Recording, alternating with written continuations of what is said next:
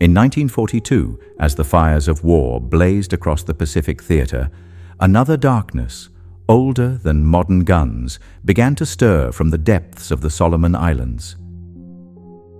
Japanese forces, ambitious to swallow the strategic territory northeast of Australia, rooted themselves in these islands like a ravenous beast, unaware they were stepping into the domain of something far more dreadful. The Allied forces, led by the US Navy, plunged in like a sharp blade, aiming straight for Guadalcanal, an island even the sunlight seemed hesitant to touch her. In the suffocating heat of the rainforest, Japanese soldiers sweated digging trenches and building an air base, but their eyes constantly darted towards the dense canopy, where the wind howled like the whispers of death. "Careful, Tanaka. I just heard something. That wasn't the wind." "You're imagining things. Don't scare me." Tanaka snapped, but his hand gripping his rifle trembled. They didn't know, or chose to ignore, that an ancient entity had lived on this island since before recorded history, something the native Solomon Islanders only dared mention in trembling prayers. The islanders, their eyes haunted, had tried to warn, "Don't go deep into the jungle. The giants will not forgive strangers." But the Japanese soldiers just scoffed, dismissing it as the superstition of the weakie. Then came the fateful day when US Marines landed on Guadalcanal's shores like a wave of steel, pushing the Japanese further inland, where the darkness waited to devour both victor and vanquished. It wasn't the sound of guns or bombs that froze the hearts of the Japanese soldiers, but the heavy footsteps echoing in the night, as if the entire island was breathing, living, hunting. "Did you hear that, Sato?" It's right behind me." "Run! Don't look back!" But when Sato turned, there was only darkness and a roar that shook the heavens. Rumors spread like wildfire through the ranks of the retreating Japanese troops. Something enormous, taller than the ancient trees, with eyes burning red like blood, was stalking them in the deep jungle. I've read classified reports from that time. A Japanese sergeant wrote in his diary that he saw comrades torn apart like dolls by a hand, larger than his entire body. No one knew exactly what it was, skinwalker, demon, or the giants of Solomon legend. But all that remained of the Japanese soldiers were tattered boots and screams swallowed by the darkness. The natives whispered that this island was cursed, that these creatures not only protected the land, but punished any trespassers with horror beyond imagination. As the Allied forces pushed deeper, they too began to feel uneasy. Fleeting shadows in the mist, unexplainable noises, and the sense of being watched by an unseen predator. "Captain, I swear I saw something, at least 16 feet tall." "Don't panic, Private. Focus on the Japanese." But the captain's voice also faltered with doubter. This wasn't just a war between men, but a confrontation with something beyond understanding, where bullets became meaningless against the teeth and claws of the darkness. Guadalcanal wasn't just a battlefield of World War II. It was a place where reality ripped open, revealing nightmares humanity wasn't ready to face. Before 1941, the people of the Solomons lived peacefully, knowing war only through distant rumors from Europe or Asia, thousands of miles across the deep blue ocean. But after Pearl Harbor, the shadow of war fell over the islands, and with it came the awakening of entities that had slumbered for centuries, now roused by the scent of blood and the roar of bombs. Britain hastily withdrew its personnel, leaving panicked native workers to flee back to their villages or hide in the jungle, where they knew safety was merely an illusion against the ancient predators. If you've ever set foot on Guadalcanal, you'd understand why they call it the fog of war. Not just because of the smoke and fire, but because of what hides in the mist, waiting to pull you into eternal darkness. In May 1942, The Empire of Japan, aiming to build a steel wall against the Allies, turned the Solomon Islands into its southernmost outpost, unaware they were awakening something more terrifying than war itself. Japanese troops quickly occupied the main islands, transforming Guadalcanal into a living fortress with airstrips, seaplane bases, and defensive fortifications sprouting like bleeding wounds on the pristine island's skinny. Their presence was like a cold blade pressed against the communication lines between Australia and the United States, making the Australian continent tremble at the prospect of being swallowed by the encroaching darkness.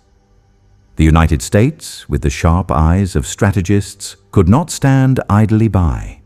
They planned a counter-offensive, deciding to make Guadalcanal the first battleground, where the fate of the Pacific would be decided.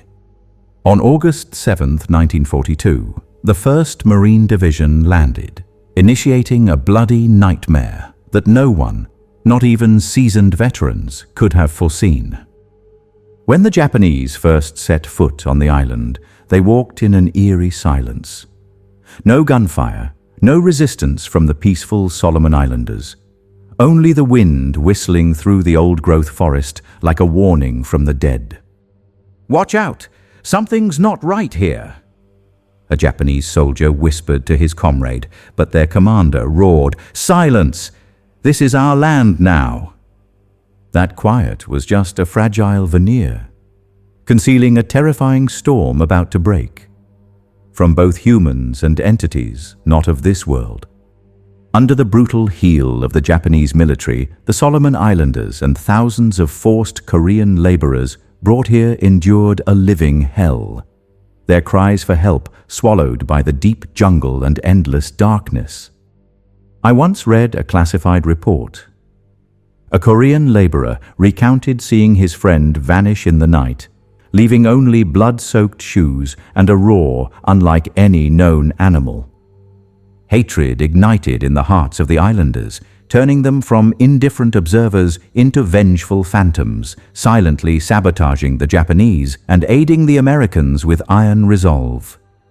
"They aren't human, they are demons from the sea," an old village elder hissed in the shadows, his eyes reflecting light from another world. Few knew that before the war erupted, the Royal Australian Navy had sown seeds of resistance with the Coast Watchers intelligence network. Observers who carried no guns but held the hearts of warriors. They weren't professional spies, but courageous civilians, officials, plantation owners, missionaries, people who knew the island like the back of their hand and loved it more than their own lives. The Japanese, upon discovering these eyes and ears, hunted them relentlessly. But each pursuit was like punching at shadows. The Coast Watchers vanished like ghosts into the dense jungle. "We're being watched. I can feel it." A Japanese officer yelled, but only the rustling leaves and the bone-chilling cold of an unseen predator answered him. Hiding in the oppressive heat and humidity, they observed every Japanese movement, sending radio messages worth their weight in gold. Eagle calling Condor. Lunga Point Airfield near completion. 2 engineer battalions. I believe it was a coast watcher who saw something no one dared speak of.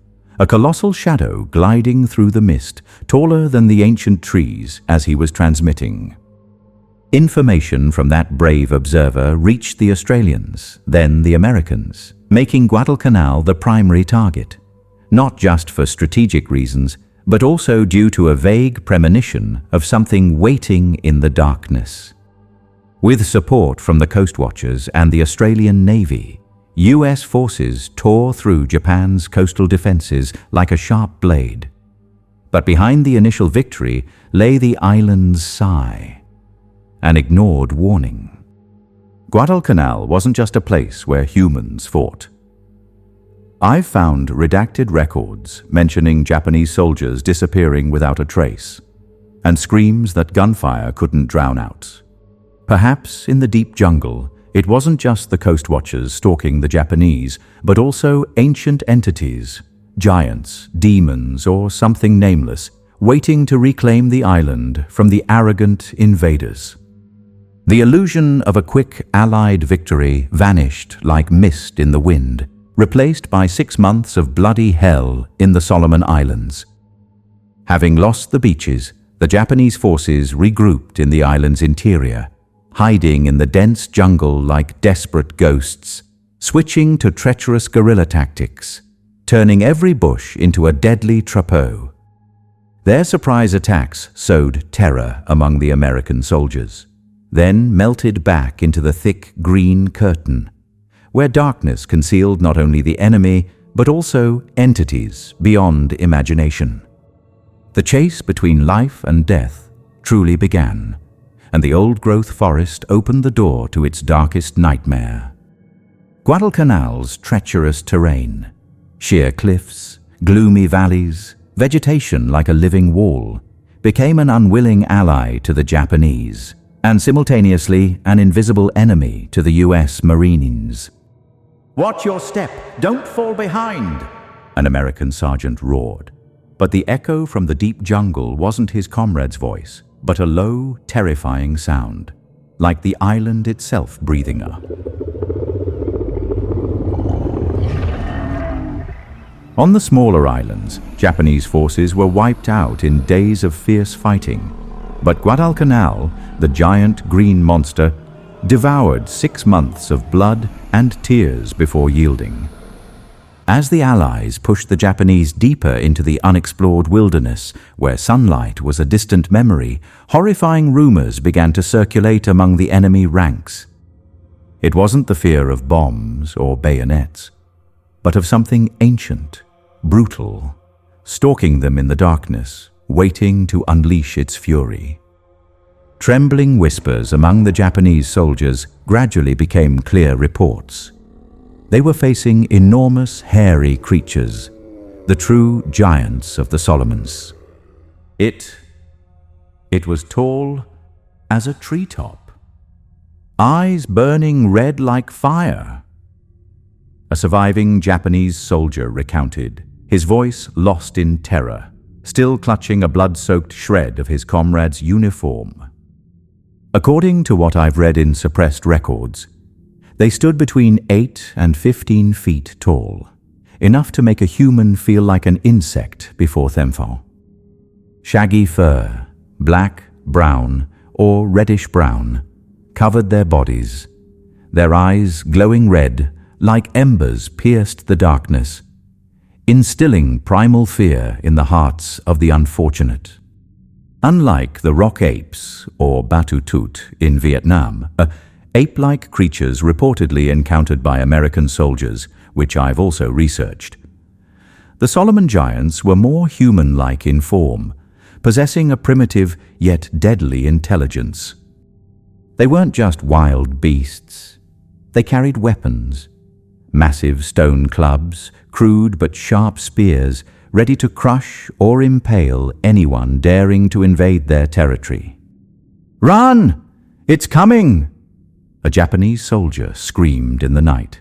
But before his comrades could react, a giant figure burst out, grabbed him, and vanished into the deep jungle, leaving only the sound of splintering bone. There are reports claiming they tore victims apart on the spot, eating them raw, blood streaming onto the ground. A scene far surpassing the brutality of war. Encounters were living nightmares, stone clubs smashing heads, spears piercing chests, or giant hands squeezing until the final scream died out. They asserted their territory with roars that shook the mountains and forests, uprooting ancient trees like weeds, displaying a strength that sent chills down the spines of both Japanese and American soldiers. "I hear it. Like thunder, but closer, much closer." A US Marine whispered to his buddy, gripping his rifle tightly, eyes scanning the endless darkness. I believe these giants weren't just creatures. They were the embodiment of the island's curse, punishing trespassers by dragging them into a dismembered death. During those 6 months, Guadalcanal was not only a human battlefield, but a place where reality and myth collided, where giant beings stepped out of the darkness to reclaim their stolen land. Faced with horrifying sights, Japanese soldiers scattered, fleeing deeper into Guadalcanal's jungle, hoping to find refuge in the darkness. But they didn't know that darkness already had an owner. They lay pressed against the cold, damp earth through the long nights, holding their breath, ears straining to hear sounds that froze their blood. Heavy, thudding footsteps, the crack of breaking branches, and the hiss of something hunting them in the thick night. "Hear that? It's very close," a Japanese soldier whispered, voice trembling. But his comrade only squeezed his hand tighter, eyes glued to the darkness as if he could see through it. The night was no longer a sanctuary, but a kingdom of primal fear, where sleep, a precious commodity in war, became a distant dream for the miserable soldiers. The thunderous roars of the giants pierced the deep jungle, pounding their eardrums, making their hearts race in chests already exhausted by fear and hunger. But the most terrifying thing wasn't the roar, but the heart-wrenching screams of comrades echoing in the dead of night. Then abruptly silenced, a silence more horrifying than death itself. "Sato! Where's Sato?" A panicked soldier screamed, trying to crawl through the underbrush. But only the whistling wind and the faint, metallic tang of blood in the air answered Himi. In one classified report, a Japanese soldier recounted seeing the shadow of a comrade being dragged into the jungle, leaving only the sound of breaking bones and a sickening chewing noise echoing. As the campaign dragged on through bloody weeks, Japanese soldiers were torn between two fronts. By day, the fierce firepower of the Americans. By night, the nightmare of the giants lurking in the shadows. They lived in a constant state of crisis, eyes wide open, afraid to blink, because every closed eye was an invitation to death from the giant hands ready to tear them apart. The obsession with being eaten alive gnawed at their minds, deeper than the fear of bombs, turning once proud warriors into trembling prey before the ancient predator. If these stories are true, and as a researcher I cannot dismiss them, then there must have been soldiers who survived, carrying horrific memories from the deep jungle. Captured by the Americans as prisoners of war, the survivors looked like soulless ghosts, stammering. Giants they eat people red eyes, their words fragmented, eyes staring emptily into the void. "It wasn't human, I swear," one prisoner screamed at the American guards, but he only received a pitying shake of the head, as if the war had already stolen his sanity. The Bushido Code was deeply ingrained in the Japanese soldiers' minds. Surrender was shameful, only victory or an honorable death was their path. But no one trained them to face giants. It was the fear of being torn apart that pushed them beyond their mental limits, forcing them to choose survival over suicide, something unprecedented in the Emperor's army. Samurai tradition didn't prepare them for the prospect of being hunted by towering creatures wielding stone clubs and crude spears, capable of crushing both honor and bone. Yet, the fact remains that many Japanese soldiers were captured as POWs, carrying the cultural burden and insane stories of an enemy not of this worldly. If these proud warriors, who viewed death as glory, trembled while recounting tales of man-eating giants, what in the deep jungle broke their iron will? The fate of these unwilling witnesses is now lost in the mists of time, forgotten like the dying screams in Guadalcanal's dark nights. 80 years have passed, and their terrifying accounts are dismissed as legends, products of minds shattered by war. But the Solomon Islanders know it wasn't imagination. I believe the truth lies beyond the bullets and bombs. Something in that jungle, giants, demons, or an ancient curse, turned the battlefield into a supernatural slaughterhouse? Was it merely a way for humans to rationalize the unexplainable, or evidence that Guadalcanal was not just a place where men fought, but a gateway to another world? Reality and myth blend in a terrifying mist. Strangely, and this is the twist that makes the story even more chilling, for the native Solomon Islanders, the giants aren't myths. They are part of the island's flesh and blood. Many islanders will look at you with sharp eyes and state firmly, those stories are true. They still live somewhere in the deep jungle.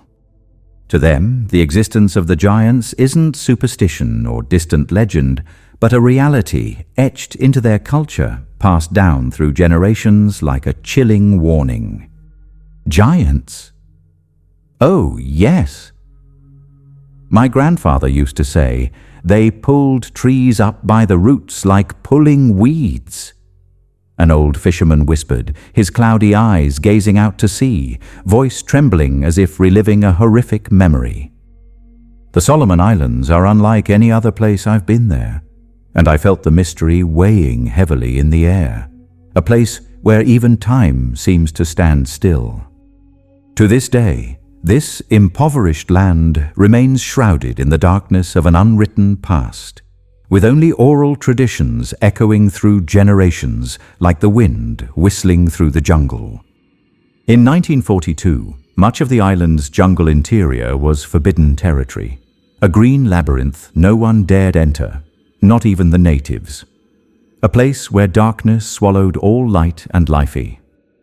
Those forests, with creatures hidden in the shadows, remain an unsolved puzzle even in the 21st century, like a chilling challenge to modern science.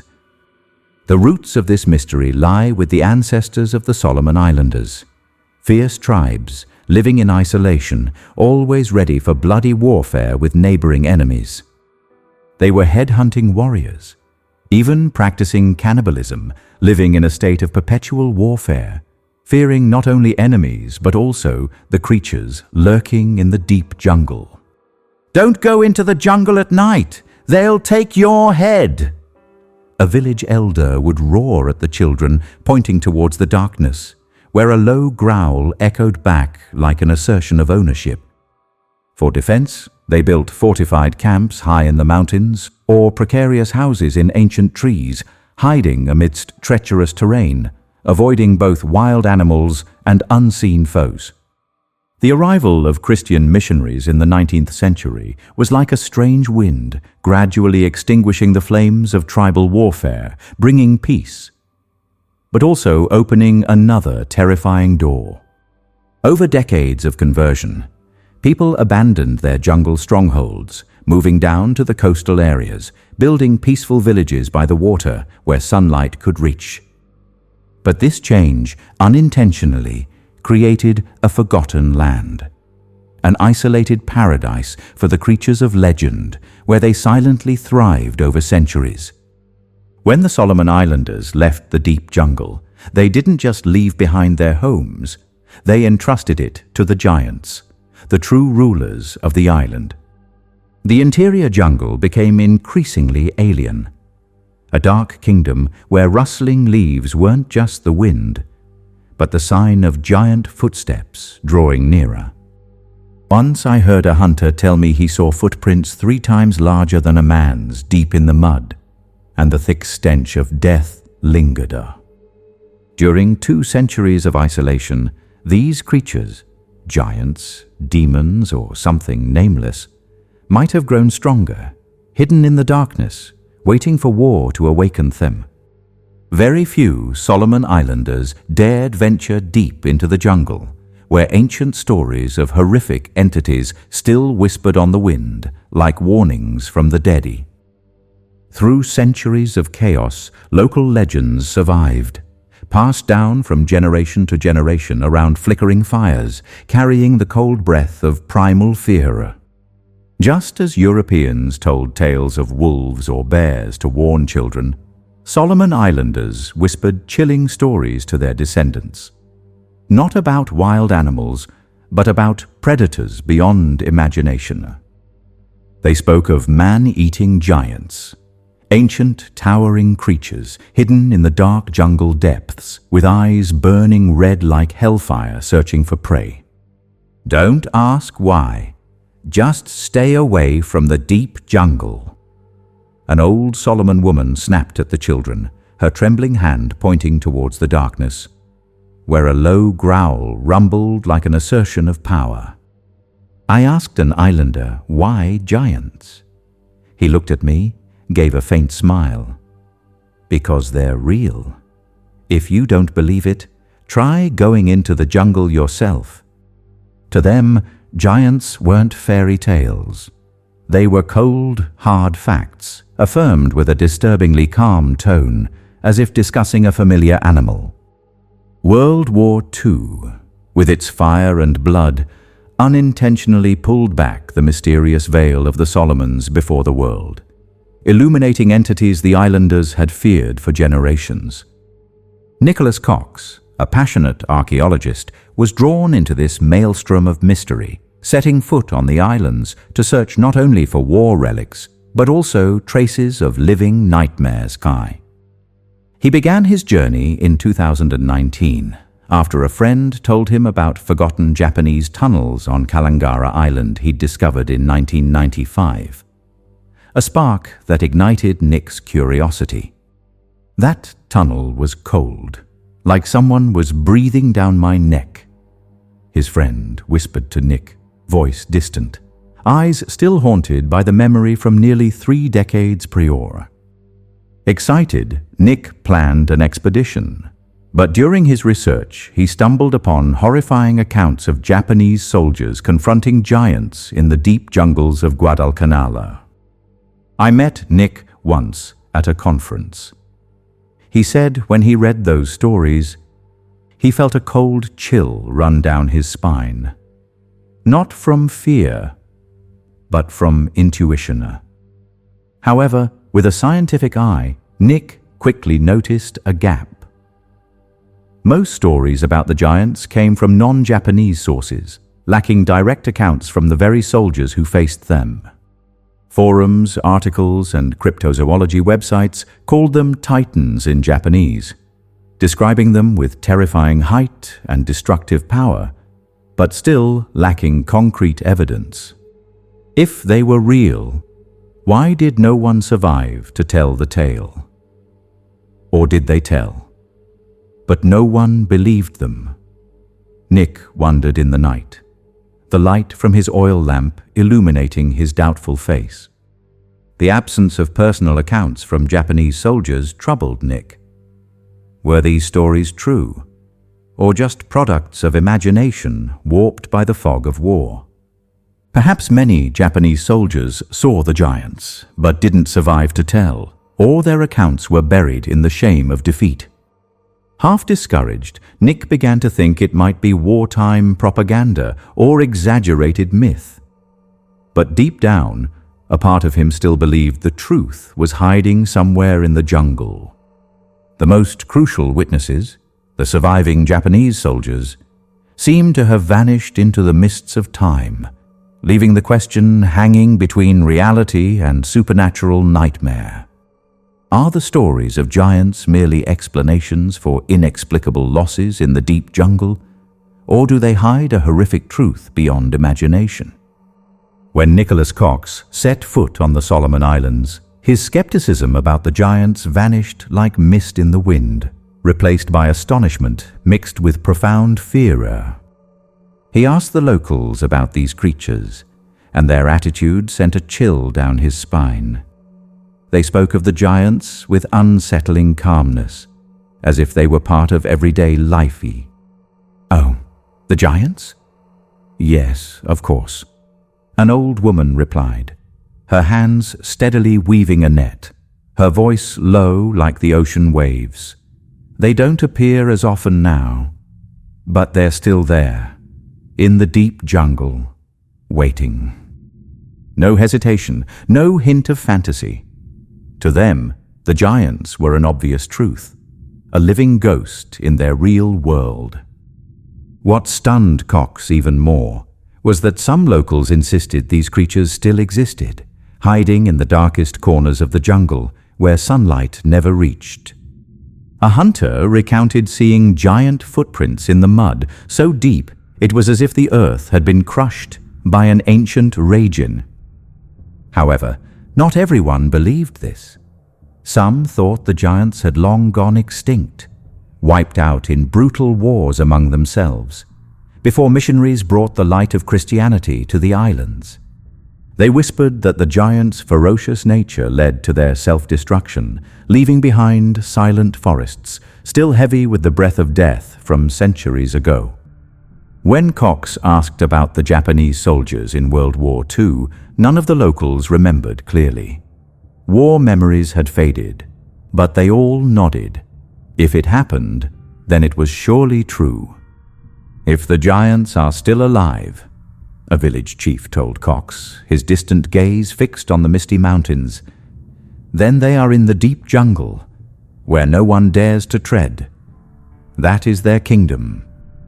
Very few locals dared venture into the jungle interior, where fear came not only from the giants, but also from other entities, ghosts, demons, or nameless curses.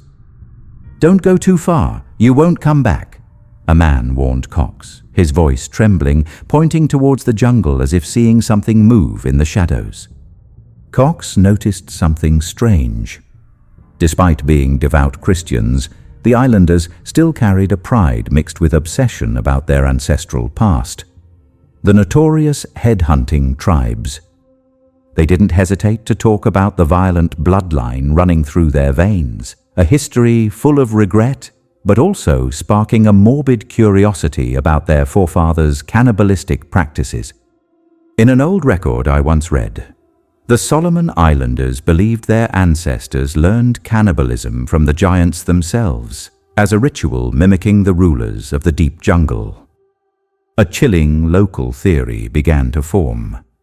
The giants weren't just predators, but the inspiration for human brutality, a dark connection stretching through time. Maybe our ancestors once worshipped them.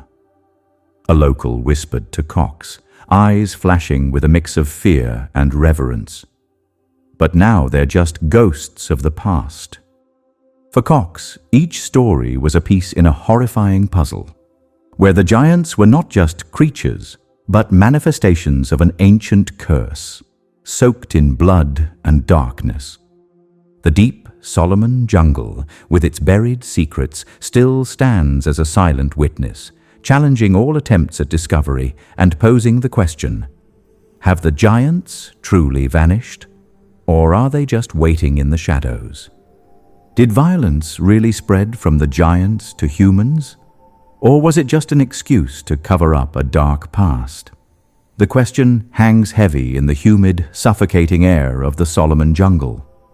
In conversations with locals, Nicholas Cox discovered that not every island in the archipelago bore traces of the giants. Some places seemed free of their shadowy. But one name was always mentioned with a mixture of awe and trembling fear. Malaita. The island whispered to be the kingdom of the terrifying giant creatures. They said Malaita not only had giants, but was where they gathered most densely, hiding in the deep jungle and dark caves like an immortal army of shadows.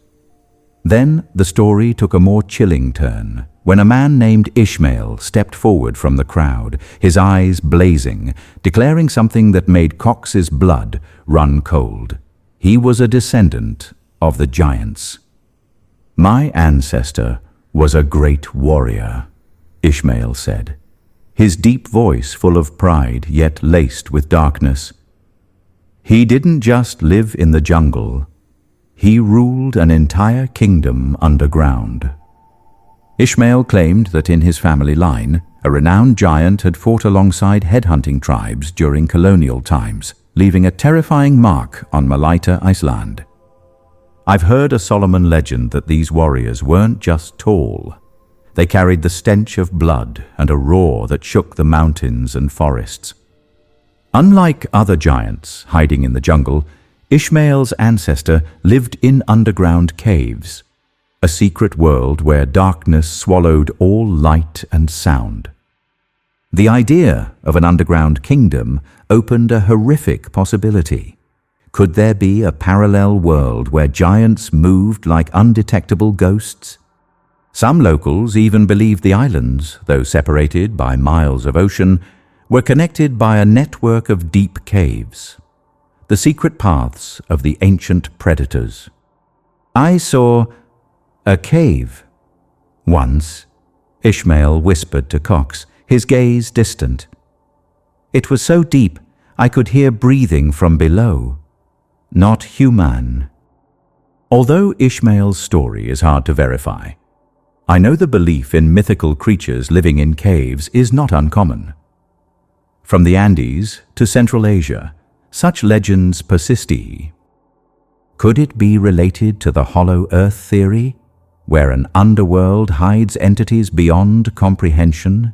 That's a question that sends chills down both Cox's spine and my own when I consider it. In the Solomon community, it's believed that giants aren't entirely a separate species, but an evolutionary branch from humans, a deviant, terrifying lineage, yet still bearing human traces. I've researched hybrid creatures, not quite human, not quite beast, and the Solomon giants seem to be evidence of a forgotten past. The name Solomon Islands derives from King Solomon in the Bible, a detail that leads local Christians to associate the giants with the Nephilim, offspring of fallen angels and humans. They are children of the devil, a local pastor whispered to Cox, clutching his cross tightly. Their sins transformed them into flesh-eaters, cursed forever in the darkness. If the Nephilim were indeed the origin, then the giants aren't just creatures. They are the embodiment of an ancient curse, a horrific legacy from humanity's primordial times. Malaita, with its caves and deep jungles, stands as a silent witness, challenging Cox and anyone daring to seek the truth about these rulers of darkness. The Solomon Islanders believe the giants are not just creatures but also carry intermingled human blood, a terrifying possibility that blurs the definition of humanity. Chilling stories spread across the islands, recounting encounters between humans and giants, events that shook beliefs and brought unspeakable fear. On Guadalcanal, the name Mango became a haunting legend, a young woman who disappeared in 1950 when the smoke of World War II still lingered over the ravaged island. Mango vanished from her village without a trace, as if swallowed by darkness, causing the villagers to gradually abandon hope, believing she was taken by wild beasts or the deep jungle. But 25 years later, on a fateful day, Mango returned, not as dry bones, but as a living woman, with wild eyes and a mind shattered like broken glass. She was found in a coastal garden northeast of Guadalcanal, screaming nonsense, foaming at the mouth, her belly heavily pregnant like a curse made manifesto. "Stay away from me! It will find me! It will kill you all!"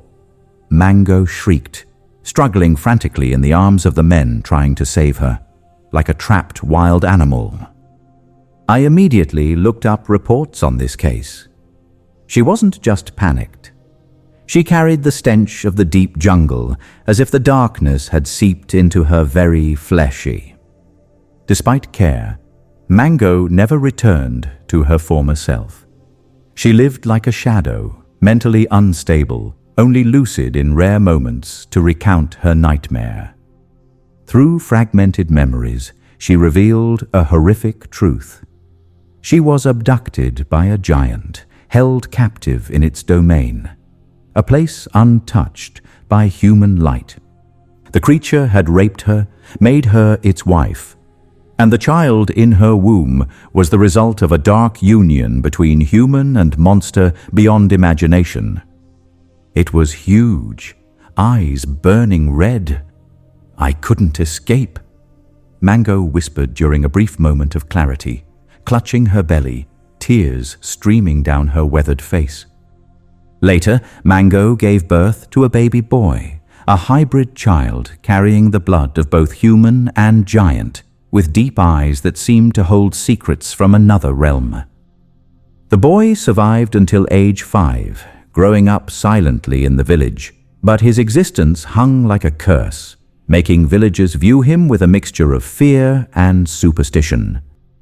Then tragedy struck. The boy's uncle, Mango's brother, allegedly murdered his hybrid nephew, possibly out of fear of something not belonging to this world. Suspicion arose that the boy's death wasn't just superstition. Perhaps they feared he would bring the giants back to the village, like a summons from the darkness. Some locals know where the boy was buried. An unmarked grave deep in the jungle, holding the secret of the horrific interspecies crossing eye. More terrifyingly, Mango wasn't the only case. Whispers told of other women taken by giants, leaving behind stories buried in Painor. I heard another one returned, but she couldn't speak anymore, just sat staring into the jungle as if waiting for something. A local told Cox, his voice trembling. Mango's story spread, gaining international attention when recorded in the book Solomon Islands Mysteries. Accounts of giants and UFOs in the Solomon Islands. A book that resurrected forgotten horrors. I've read that book. It not only tells of giants, but suggests Guadalcanal is where reality and the supernatural collide, leaving indelible scars. Was Mango truly the victim of an ancient creature? Or was her story just the villagers' way of explaining incomprehensible losses in the dark jungle? Imagine an old book, cover tattered, but inside are terrifying stories that would make even seasoned soldiers shudder. That book, written by Mariusz Barone, ripped open the island's veil of mystery, revealing beliefs and experiences the civilized world dared not believe were real. Mariusz Barone was no ordinary man. He was once an aircraft engineer in the Royal Australian Air Force, facing cold steel machines. But when he set foot in the Solomons in 1995, he discovered something more frightening than war. Supernatural stories from the islanders themselves. So haunting. He couldn't stop documenting them. His military experience honed a sharp intuition. When he heard old soldiers talk about giant shadows lurking in the battlefield mist, Barone didn't scoff. He started digging deeper. He believed war wasn't just about bombs and bullets, but a time when supernatural entities emerged, exploiting the chaos to sow terror. In his book, Barone tells of Mango, a Guadalcanal woman abducted by a giant in the night. But that wasn't all. He recorded 2 similar incidents, where desperate screams echoed, then died out in the deep jungle. This wasn't coincidence. It was a horrific pattern repeating itself, as if the island was cursed by an ancient force. These stories weren't just idle tales. Barone traveled extensively across the islands, listening to oral histories from village elders whose distant eyes seemed to see through time. They spoke of their ancestors, brave warriors forced to take up spears and stones, engaging in life or death battles with bloodthirsty giants. When night fell, as the wind howled through the leaves, the giants appeared. They weren't just tall as trees. They carried the thick stench of death. They tore apart tents, crushed human bones like dry twigs. A Japanese soldier once wrote in his diary, hand trembling as he recalled watching comrades eaten alive. These monsters knew no fear. They raided villages, sometimes to hunt, sometimes merely to satisfy their savage nature. Villagers told of a time a giant stood in the square, holding a child high, laughing loudly before tearing the victim apart before the eyes of helplessly screaming mothers. The chiefs didn't sit idle. They gathered the best hunters, armed with sharp spears and ancient charms, determined to hunt down the monsters. But every expedition was a nightmare. We heard heavy footsteps, then the sound of breaking bones. A surviving warrior whispered to Barone, eyes vacant as if his soul had been sucked out. Few from those hunting parties returned intact. 10 went out. 3 came back, a descendant recounted, voice choked with emotion. The survivors no longer laughed or spoke. They just sat there, staring into space, as if they'd seen something they shouldn't have. It wasn't just fear. It was a curse that haunted them for life. From these terrifying fragments, Barone concluded, the giants viewed the Solomon Islanders as livestock. For over 5,000 years, they hunted, slaughtered, turning humans into meals. The island's population thus remained small, never flourishing, as if held back by an invisible hand from Hele. But then, why did these monsters disappear? Barone proposed a theory that sends chills down my spine too. He spoke of a war between giant tribes, where blood flowed like rivers and bones piled like mountains, weakening their species. Then came firearms. When the islanders learned to pull the trigger, the explosions sounded like a declaration of war against the darkness. We shot, and for the first time, they ran. An old hunter told Barone, a smile mixed with terror on his lips. But were guns enough to drive away creatures born of nightmares? And the final, strangest element, which makes even me skeptical, Barone believed extraterrestrials intervened. Were the mysterious lights in the Solomon skies not just stars, but signs of a cosmic power arriving to end the nightmare? That question hangs in the air, like the wind whistling through deserted villages. Continuing these thrilling stories, I will lead you into the world of Mariusz Barone, where truth and nightmare intertwine, where the Solomon Islands are not just land, but a realm teeming with darkness and whispers from the dead. Barone's book isn't something you read for relaxation. It's a doorway to hell, where tales of giants, UFOs, and ancient curses make even me, someone who has studied demons and monsters, shudder. Believe it or not, you won't be able to look away from those blood-soaked pagesi. The work quickly caught the attention of scholars, including Nicholas Cox, a renowned archaeologist I met during my own research journey. Cox, with his sharp eyes and steady, deep voice, was drawn into Barone's narrative while excavating the past on this very island. In a 2021 interview on the podcast Into the Portal, Cox sat facing the microphone, holding Barone's worn book. "It's fascinating, but also dangerous," he said, his voice cautious. "I study military history and cryptozoology, but Barone seems to be dancing on the line between truth and wild dreams." Skeptics didn't miss the chance to attack. They called the book supernatural garbage, criticizing Barone for digressions into conspiracy theories, from underground UFO bases to the secret hand of global governments. Personally, I think he might have gone too far. But that audacity adds to the story's haunting quality. Cox didn't hesitate to voice his opinion. Barone tries to cram everything in. He sighed on the podcast. Giants, UFOs, conspiracies, all mixed into a chaotic mess. It overshadows the valuable first-hand accounts he painstakingly collected. Yet, the strangeness of the Solomons still clung to his mind like a curse. The Solomon Islands are no stranger to mysteries in the sky.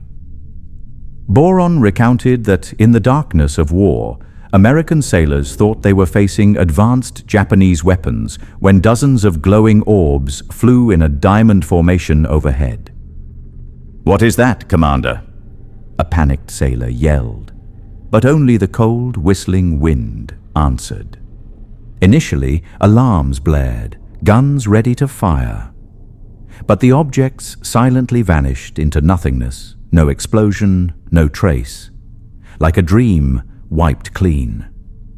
Was it a sign of something beyond human comprehension, or just hallucinations amidst the fog of war? Then the story shifts to a specific location. The Gold Ridge mine on Guadalcanal Barone, during his years on the island, heard an account that chilled his blood. It wasn't just about gold, but a place where heaven and earth met darkness, where humans accidentally awoke something that should have remained undisturbed. Gold Ridge wasn't an ordinary gold mine. For 30 years, it was caught in a cycle of starting and closing, as if cursed by the land itself. Islanders whispered that beneath the glittering gold veins lay the lairs of monsters, and the sound of machinery only angered them further. In the mid-90s, after tense negotiations, the mining company finally got the green light. They brought massive machinery, carving through the deep jungle, the roar of engines drowning out the wind. It was this intrusion that summoned something from the shadows below. Work began with great enthusiasm. Giant bulldozer blades tore through earth and rock, dust clouding the green jungle. But then, in a fateful moment, a bulldozer suddenly stopped, as if held fast by an invisible hand. "The engine's dead!" the driver yelled, his voice cracking with fear. When they inspected it, the multi-ton blade had been ripped clean off the machine. A massive retaining pin, the toughest metal humans could forge, was snapped in two like a dry twig. No one could explain it. Impact? Pressure? It was a warning from whatever lurked beneath the ground. Something Barone had spoken of with horrified sight. That bulldozer blade weighed as much as a tank, a cold steel mass lying in the deep jungle. It wasn't something any person or any normal thing could lift. But that night, as darkness fell over Guadalcanal, a mysterious force made it a pawn in its own terrifying game. The work crew had no way to lift the blade out of the thick mud. They removed all the pins, detaching it from the dozer, sweating profusely under the blazing red sunset. "We'll come back tomorrow to reattach it," the foreman muttered, unaware it was the last time he'd see it intact in that spotter. As night descended, the crew left, leaving the blade alone in the mire. The chirping of insects blended with the cold wind, as if the forest was whispering something menacing. At that very moment, something stalked from the shadows, waiting for its chancey. Dawn arrived. The crew returned, but the scene before them left them frozen. The multi-ton blade had vanished without a trace. Impossible. "It was right here!" the foreman screamed, pointing at the muddy empty space, eyes wild as if he'd just seen a ghostie. But the horror didn't stop there. In the damp mud, enormous footprints appeared, nearly 3 feet long, pressed deep as if stamped down by a power not of this world. No animal on the island could leave such tracks. After the initial panic, they split up to search. Finally, the blade was found, 100 yards away, lying haphazardly on a hillside. "Who could do this?" a worker whispered, voice trembling. The giant footprints stopped near where the blade lay, as if the thing had tossed it aside and then vanished into thin air. The crew realized with trembling fear they were not alone in this jungle. Something with colossal feet and terrifying strength had claimed dominion over the violated land. This story echoes the accounts of Japanese soldiers in World War II. They too had encountered giants in the deep jungle, where darkness wasn't just night, but the glowing eyes of a monster, Had the intrusion of machinery awakened them, just as gunfire had decades before? Islanders always avoided the jungle at night, an unwritten law etched in their bones. Don't stay after sunset, the elders warned, their voices deep like echoes from the grave. But the Japanese soldiers had no choice, trapped in the darkness where bloody encounters became legend. Were the giants defending their territory? The roar of the bulldozer, the falling trees, the human presence, all like challenges to them. Perhaps they attacked not just to survive, but to roar. This is our land. Archaeologist Nicholas Cox, who had set foot in the Solomons, offered a different perspective.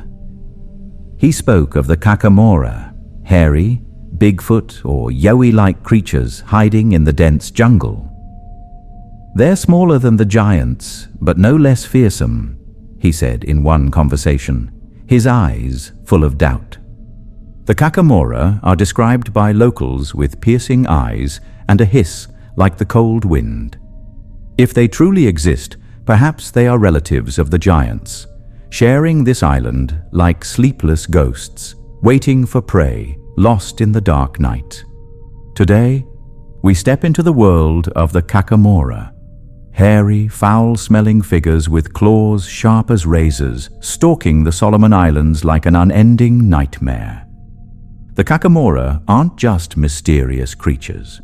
They are living terror. Their strong, musky odor drifts on the wind. Thick fur covers their gaunt bodies, and sharp claws are ready to tear apart anyone who dares approach. Just catching that scent tells you death is nearer. Islanders tremble as they recount their cannibalistic nature. Kakamora are very dangerous, an elderly man whispered to Cox, eyes darting nervously as if afraid they might hear. They come at dusk, steal fruit, chickens, and sometimes even children. The cries of children silenced in the deep jungle still haunt them to the bone. When the sun sets, the Kakamora rise from the darkness. They sneak into villages, hairy hands fumbling in fruit gardens, piercing eyes searching for prey. Some say they heard a child's piercing scream, then silence. Only the cold wind whistling through the leaves remained. These creatures hide in the island's interior, where humans rarely tread. They climb towering trees or dwell in deep caves, much like the giants were described. Could the darkness of the jungle be a portal connecting two worlds, reality and hell? Though intelligent, Kakamora don't know how to make fire, but they are cunning enough to steal it from humans. Flickering fires in the jungle night, sending up plumes of smoke, are signs they are lurking. They learn from us, an old hunter recounted, voice trembling, and that makes them scarier. The Kakamora's voice is unlike anything on earth. It's a clicking, giggling sound, like ghostly laughter echoing through the dense forest.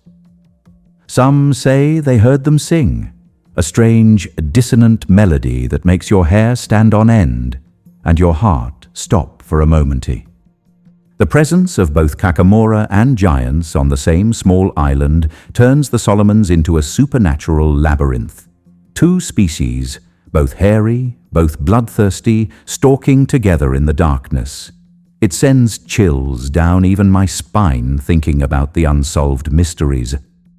Nicholas Cox, with a scientist's curiosity, delved into the past. He unearthed old documents from the early 20th century, written by German anthropologists. Within those yellowed pages, he found descriptions of the Kakamora, so cold and factual they made him shudder. Those anthropologists didn't view Kakamora as myth. They described them as they would a wild animal, diet, habits, lifestyle. Without a hint of doubt, they wrote as if discussing monkeys or orangutans, Cox recounted, voice filled with amazement. No exaggeration whatsoever. This discovery led Cox to a major question. Were Kakamora real creatures, once documented by science, then buried by time into legend? Perhaps they once crossed the line between reality and the supernatural, leaving footprints in history before fading into darkness. But Cox didn't stop there. He argued that on a small island like the Solomons, two species like the giants and Kakamora could hardly coexist. They would fight to the death, he stated in a debate, tapping his fingers on the table. The law of survival wouldn't allow both to dominate. Therefore, Cox proposed a bold hypothesis. The Kakamora, standing only about 4 to 5 feet tall, might actually be the giants of the stories had humans exaggerated their fear, turning a small but fierce creature into a colossal monster in their panic. It's also possible. Could the Kakamora be just smaller versions of the giants?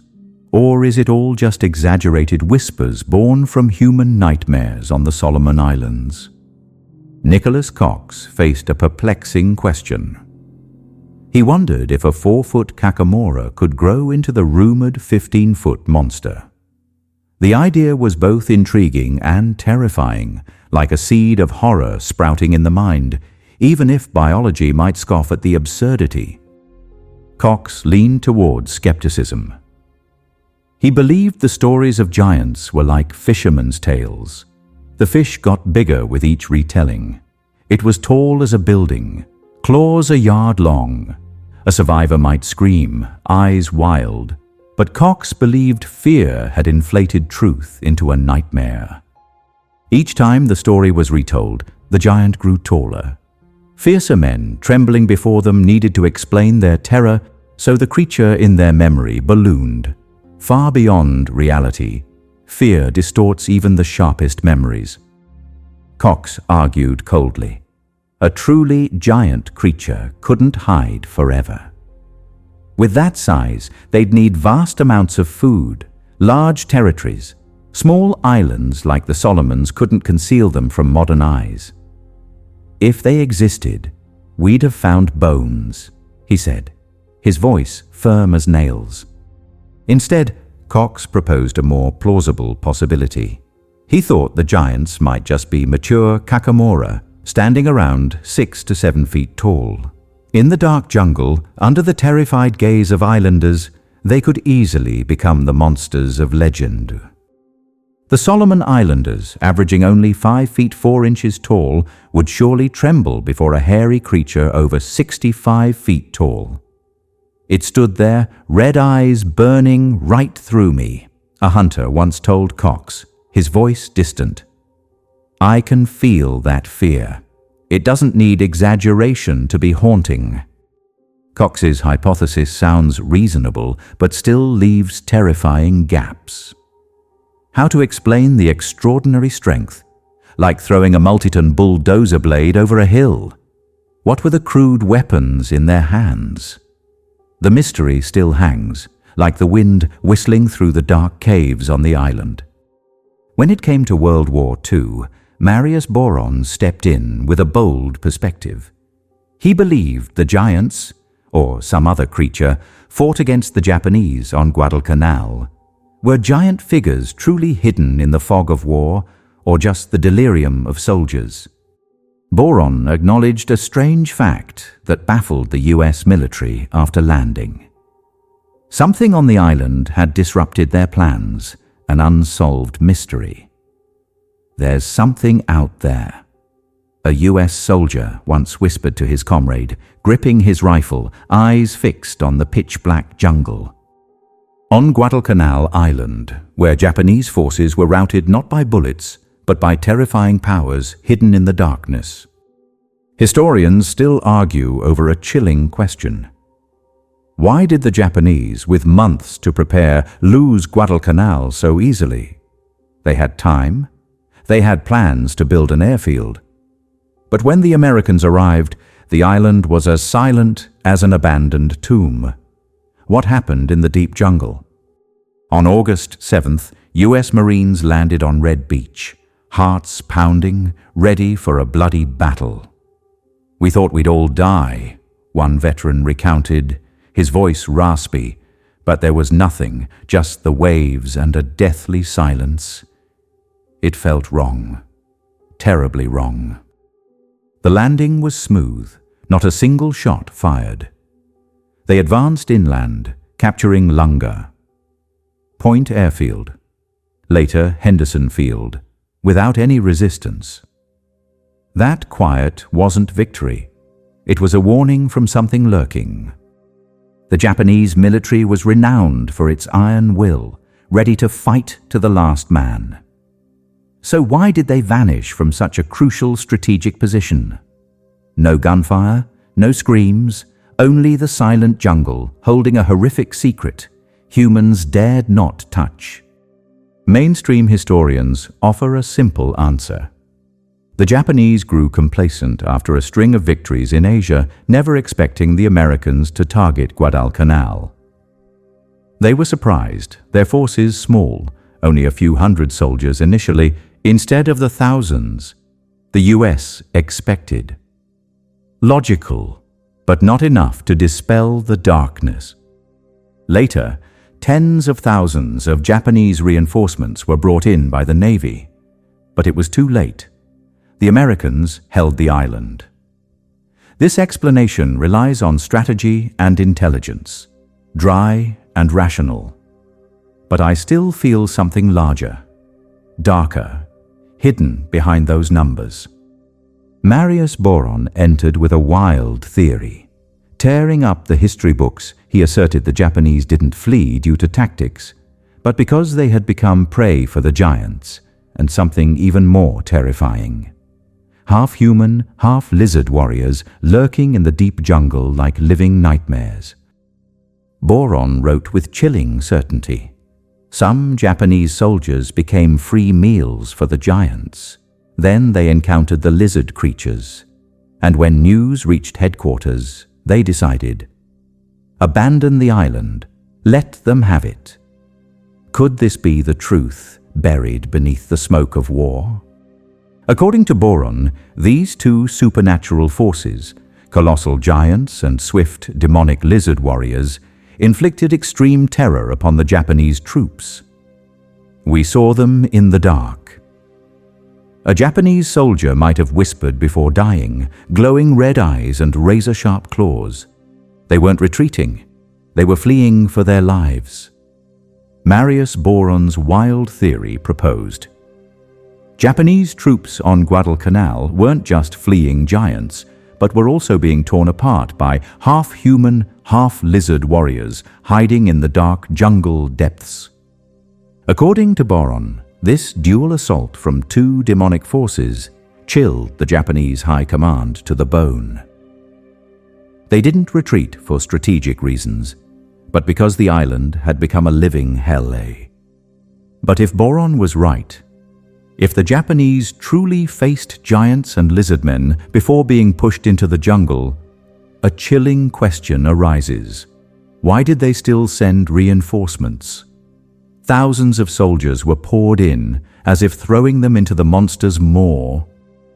The Japanese Navy persistently pumped troops into Guadalcanal, despite all dangers. This action flatly contradicts Barone's hypothesis. If they had abandoned the island out of fear, why continue fighting? Perhaps supernatural terror wasn't enough to overcome their military pride. It's this contradiction that allowed skeptics to tear Barone's theory apart. Completely illogical, they shouted, criticizing him for leaps from reality into delirium. The giant footprints, the soldiers' accounts, all overshadowed by the sudden appearance of lizardmen. But Barone didn't stop. He pushed the story deeper into darkness, claiming that beneath the Solomon soil lay the dens of a reptilian race, creatures with hard scales, glowing eyes, coexisting with giants in a terrifying underworld. Could this island be a gateway to hell? The idea of an underground supernatural ecosystem sounds like science fiction. But Barone was convinced he envisioned dark caves where giants and lizardmen lurked, perhaps even communicating with eerie hisses, awaiting prey from the world above. Reptilian humanoids aren't new. Around the world, from folklore to military reports, they appear like ghosts. I recall whispers from US soldiers in Vietnam. We saw devil creatures, scales glinting under the moon, fast as nightmares. This coincidence is chilling. Barone recounted visiting the Japanese War Memorial on Guadalcanal. Amidst the peaceful garden, he saw a bronze statue, not of an ordinary human, but a bizarre creature. It had scales, holding a ray gun attached to its tail, he wrote, his tone certain as if he'd found the key to the mystery. That description paints a picture of a high-tech reptilian warrior, like something from a futuristic nightmare. Barone believed this was living proof of his theory, hidden right at a memorial site. This land seems to be where reality and myth collide, where the impossible becomes possible. All these things, giants, Kakamora, UFOs, lizard men, make the Solomon Islands sound like they stepped out of a classic King Kong movie, a forgotten world where primordial creatures still exist. And in fact, perhaps it's no coincidence that the national slogan, or tourism logo, of the Solomon Islands is "The Land That Time Forgot." This is a title that has been used for numerous books and films depicting the common theme of prehistoric creatures surviving on an isolated island. Is it mere coincidence, or a tacit acknowledgement of their own mysteries? But even if we temporarily set aside the supernatural elements and assume that all the stories of giants living on the island are purely myth and folklore, a fundamental question remains. Where did they originate? Every myth has some kernel of truth, however small. So what is that kernel here? ISR. One possibility worth considering comes from a seemingly unrelated source. An article in the Pacific Islands Monthly magazine from 1970. The article was titled, "Kakamura Goes Home." It was actually an obituary, commemorating a respected doctor who had spent most of his adult life living with and serving the Melanesian people on the island of Mariusz. This doctor was Dr. Charles Fox, a figure we will mention again. He had moved to Mariusz Island as a mission school teacher in 1903, a time when many islands were still shrouded in the darkness of ancient customs. The article notes interestingly that Mariusz was one of the islands infamous for cannibalism in ancient times. During his time on the island, Dr. Fox was adopted by the Arosi tribe and even exchanged names with a young chief. Through this, he received the nickname Kakamura. This is highly significant, as it suggests the young chief might have been named after the strange, hairy creatures said to live on the island, the Kakamora themselves. "Call him Kakamura," the chief said, a mysterious smile on his lips. "He is as swift and unpredictable as they are." The article goes on to state that in 1933, Dr. Fox moved to live on the island of Mariusz. And here is a crucial detail.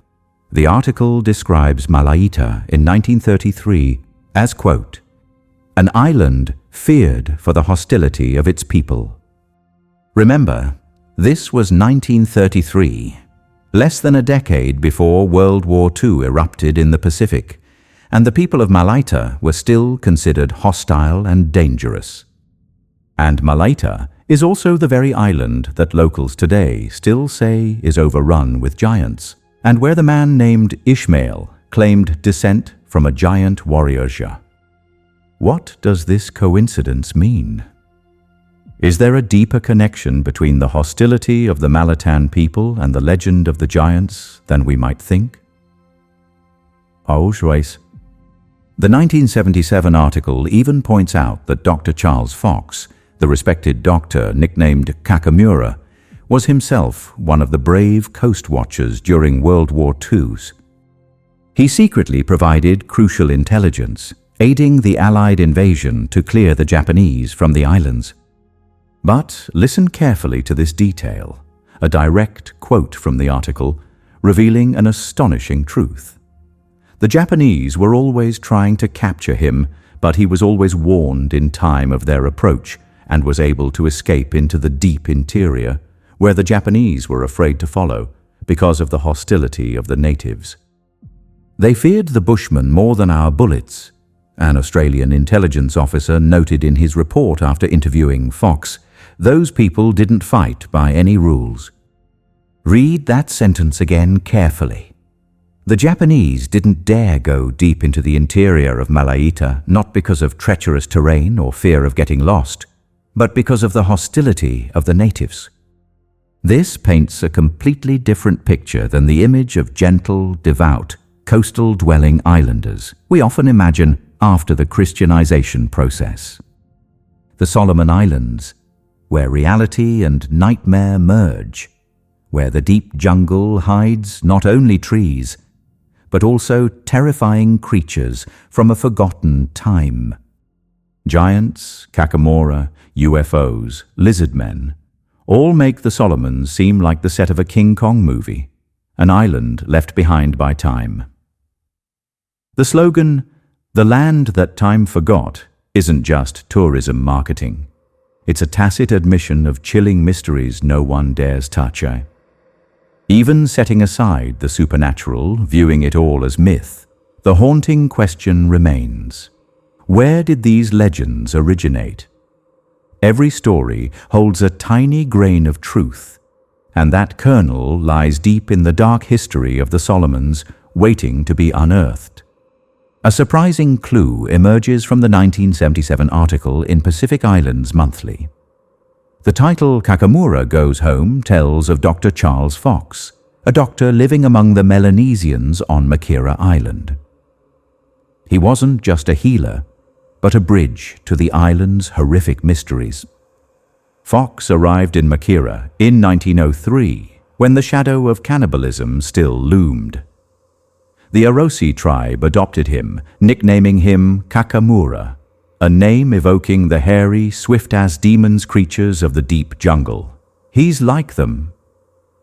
The chief smiled mysteriously, elusive and full of secrets. In 1933, Fox moved to Malaita, an island described as feared for the hostility of its people. Just years before WWII, Malaita remained a wild land, where natives greeted strangers not with smiles, but with blades and cold stares. Malaita is also where people today whisper about giants. A man named Ishmael once declared, "I am descended from a giant warrior." His eyes burning. Could the hostility of the Malaitans be a remnant of an ancient, fiercer race than humans? Dr. Fox wasn't just a doctor. During WWII, he became a coast watcher, silently sending intelligence to the Allies. The Japanese hunted him, but he always escaped. They got close, but I vanished, he recounted, a faint smile hiding secrets from the deep jungle. The article reveals a chilling detail. The Japanese dared not pursue Fox into Malaita's interior, not because of the terrain, but due to the hostility of the natives. They feared the Bushmen more than bullets, an Australian officer recorded, his voice trembling as he heard Fox describe shadows lurking in the darkness. The image of gentle islanders shatters Malaita in 1933 was a land of fear, where natives fought without rules. That hostility wasn't just resistance. It was a trace of a supernatural power that made even the Japanese tremble. Malaita Island during World War II, where Japanese soldiers feared not only bullets, but also trembled before terrifying figures hidden deep within the jungle. On Malaita, the inland inhabitants didn't welcome strangers with smiles. They were hostile tribes living deep in the jungle, carrying wild instincts. The Japanese however brave, felt chills hearing footsteps and roars echoing from the darkness. A new, more realistic theory emerges. Perhaps it wasn't giants, but the fierce tribal warriors themselves who were the nightmare for the Japanese. They cut off heads, ate their enemies, a Japanese soldier might have whispered before disappearing into the jungle. In the fog of war, fear exaggerates everything. Native warriors, with sharp blades and bloody rituals, could easily be transformed into giant monsters in the panicked minds of defeated soldiers. Paranoia painted giants from real blood and bone. But Nicholas Cox suggests the Japanese might have faced both. Hostile tribes and the Kakamora. Hairy creatures, swift as demons, that terrifying combination would be enough to break anyone's will, even hardened samurai. If the Kakamora truly existed, as old anthropological records suggest, then the Japanese were attacked from two sides. Something lunged from the bushes. A Japanese soldier might have screamed, hand trembling on the trigger, unsure if the enemy was human or monster. The confusion merged everything into a single nightmare. The giant legend might be the product of this horrific mix Kakamora growling in the dark, tribal warriors stalking with daggers, two fears blending, creating the image of tall, man-eating monsters, causing the Japanese to flee in desperation. The link between Kakamora and Dr. Charles Fox is illuminated in the 2008 book, Images of the Wild Man in Southeast Asia. Gregory Forth, an anthropology professor, delved into legends of wild men. Hairy creatures haunting Southeast Asian folklore, including the Solomons. Forth corroborated Cox's findings, emphasizing Malaita as the epicenter of these strange tales. Dr. Fox, who lived there, wasn't just a doctor. He was a living witness, bearing the nickname Kakamura like a thread connecting humans and mythical creatures. Fox's nickname, Kakamura, wasn't random. He was named by the tribe linked to the swift, mysterious beings of the deep jungle. "He is one of us," the Orosi chief once said, eyes twinkling as if seeing the island's secrets. I sense Fox may have known more than he ever told. So what is the chilling connection between Dr. Charles Fox, the Kakamora, and the hostile tribes of the Solomon Islands, where the origin of the giant legend slowly emerges from the darkness? Dr. Fox didn't just carry the nickname Kakamura as an honorific. He immersed himself in studying these hairy creatures, documenting every detail from native accounts. Naturally, he wasn't just a doctor. He was a truth seeker in the deep jungle, where monster roars mingled with the windy. Fox's notes, cited by Professor Forth, are chilling to the core. The Kakamora emerge with thick fur, razor-sharp claws, eyes gleaming in the night. They weren't just shadows, they were living terror, stalking around peaceful villages. Kakamora behavior is terrifying. They stole food, snatched fire from humans like brazen predators.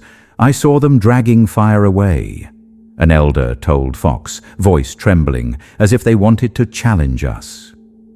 That confrontation wasn't just instinct, it was cold contempt. Their voices were a nightmare. Fox described them as clicking, giggling sounds, echoing through the deep jungle, making hair stand on end. I imagine hearing that sound in the dead of night. You wouldn't know if you faced a creature or a demon from Helle. But the most horrifying aspect was the Kakamora's weapons Fox recorded. They used spears and nets, not just for hunting animals, but for capturing humans. They dragged a child away, quick as lightning, a villager whispered, eyes vacant. This wasn't mere predation. It was hunting humans for sport. Their diet was a cold-blooded warning. Nuts, fruits, fish, and human flesh. They see us as food, Fox wrote, his handwriting stiff as if unwilling to believe it. He stressed it didn't happen often, but enough to sow perpetual fear in the islanders' hearts. Fourth reinforced Fox's research with centuries of documents and interviews. Belief in Kakamora wasn't limited to Malaita or Makira. It spread throughout the Solomons like an ancient curse. Fox also detected fluctuations in Kakamora populations. He linked their decline to firearms from 1860, weapons that made humans more formidable predators. But when the British authorities confiscated guns in the early 20th century, the shadow of the Kakamora rose again, like demons from a deep slumber. In The Threshold of the Pacific, 1924, Fox recorded, "Just 23 months after the gun confiscation order, people began seeing Kakamora return. As if they knew we were weaker," he wrote, his tone full of doubt. "I know you'll think like me that such intelligence isn't animalistic. It's closer to demonics." Fox didn't hastily dismiss Kakamora as myth. With independent accounts from various places, he believed they could be hiding in the Solomon jungles. "They are there. I can feel it," he once told a friend, his gaze distant, looking into infinite darkness.